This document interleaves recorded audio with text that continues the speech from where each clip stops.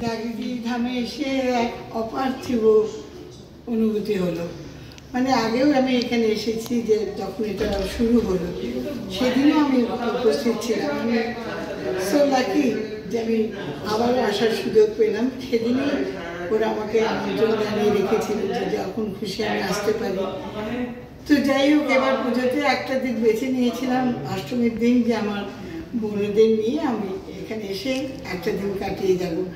আর wonderful experience বললাম তো, অপার্থিব অনুভূতি, একটা ভীষণ আনন্দ আর শান্তি নিয়ে ফেরত যাচ্ছি। পরের বার কিন্তু আমরা 2-3 দিনের জন্য আসবো, 3 দিন তো বটেই।